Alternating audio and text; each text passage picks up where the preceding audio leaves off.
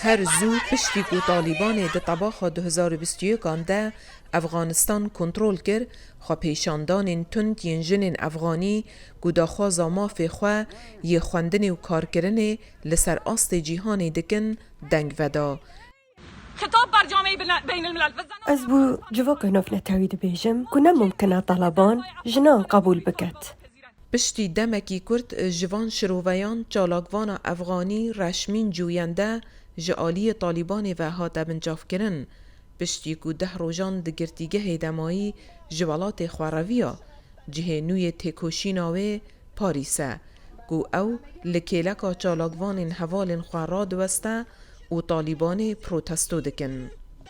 در روز اخیری که طالب ها روژا پشتی اسکوب سربست هاتیمه بردان طالبان جمن خواست که از وگرم جه خو و لسر نوه من سوزنامک نویساندن که از جارک دی پشکداریال خو پیشاندانا نکم و اگر از پشکداری بکم موافوان هیا که لدیجی من و مالباتا من چو بخوازن بکن.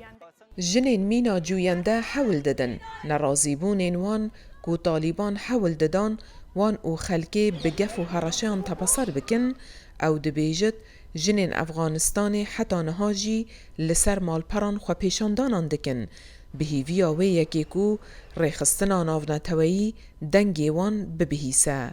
ما مردم افغانستان دیگه چیزی برای امگل افغانستانه ما تشتکنینه که امج دست بدین اونو که دمه که هر کس لدیجی طالبان راوستن. خانم جوینده دخوازه کو جبو ما فنجنان لافغانستان خو پیشاندانان بکه لی او اشکنجه یا دگرتیگه ده ببیرا خودینه کو تنی صدم بووی ولات خو بجهشت. جنین افغانستان بردوام جما فنوان تینه بربند کرن دبن دست حالاتا طالبانی ده او جما فن خوندنی و کارکرنی تینه ببهر کرن. راپورت جلال میرزاد، هیلین سندی، دنگی امریکا.